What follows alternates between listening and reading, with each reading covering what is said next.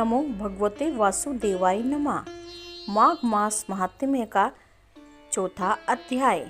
श्री वशिष्ठ जी कहने लगे कि हे राजन, अब मैं माघ के उस महात्म्य को कहता हूँ जो कीर्तिवार्य के पूछने पर दत्तात्रेय ने कहा था।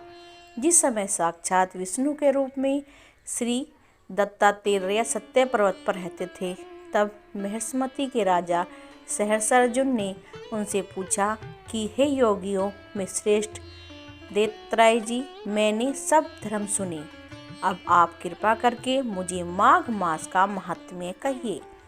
तब दत्तात्रेय जी बोले, जो नारद जी से ब्रह्मा जी ने कहा था वही महात्म्य माघ माह का मैं तुमसे आज सुनाता हूँ। इस कर्म भूमि भारत में जन्म लेकर जिसने माघ स्नान नहीं किया, उसका जन्म निष्फल गया। भगवान की प्रसन्नता, पापों के नाश और स्वर्ग की प्राप्ति के लिए माघ स्नान अवश्य करना चाहिए। यदि यह पुष्ट व शुद्ध शरीर माघ स्नान के बिना ही रह जाए तो इसकी रक्षा करने से क्या लाभ। जल में बुलबुले के समान, मक्खी जैसे तुच्छ जंतु के समान यह शरीर माघ स्नान के बिना मरण समान है। विष्णु भगवान की पूजा न करने वाला ब्राह्मण बिना दक्षिणा के श्राद्ध, ब्राह्मण रहित छेद, आचार रहित कुल, ये सब नाश के बराबर हैं।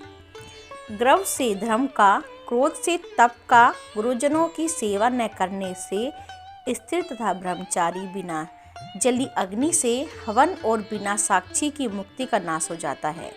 जीविका के लिए कहने वाली कथा अपने ही लिए बनाए हुए भोजन की क्रिया, सूद से भिक्षा लेकर किया हुआ यज्ञ और कंजूस का धन, यह सब नाश करने के कारण है। बिना अभ्यास और आलस्य वाली विद्या, असत्य वाणी, विरोध करने वाला राजा, जीविका के लिए तीर्थ यात्रा, जीविका के लिए व्रत, संदेह युक्त तप का जब विग्रह चित्त होकर तप करना, वेद न जानने वाले को दान देना, संसार में नास्तिक मत ग्रहण करना, श्राद्ध, श्रद्धा बिना धार्मिक क्रिया, यह सब व्यर्थ है। और जिस तरह दरिद्रता का जीना व्यर्थ है, उसी तरह माघ स्नान के बिना मनुष्य का जीना भी व्यर्थ है। ब्रह्मघाती, सोना चुराने वाला, मदिरा पीने वाला, गुरु पत्नी गामी और इन चारों की संगति करने वाला माघ स्नान से पवित्र हो जाता है। जल कहता है कि सूर्योदय से पहले जो मुझसे स्नान करता है, मैं उसके बड़े से बड़े पापों को नष्ट कर देता हूँ। महापातक भी स्नान करने से भस्म हो जाते हैं। माघ मास के स्नान का जब समय आ जाता है, तब सब पाप अपने नाश के भय से कांप जाते हैं।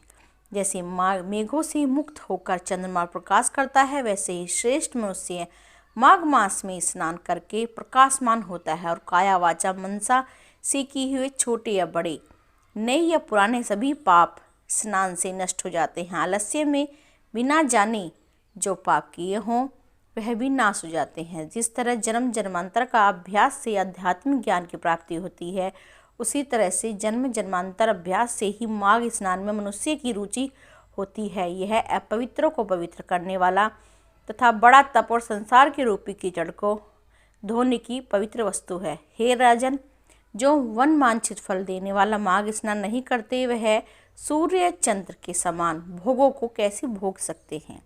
हमारा चौथा अध्याय आज समाप्त होता है। अगली वीडियो में हम आपको 5वां अध्याय की कथा का महात्म्य सुनाएंगे। श्री विष्णु वासुदेवाय नमो।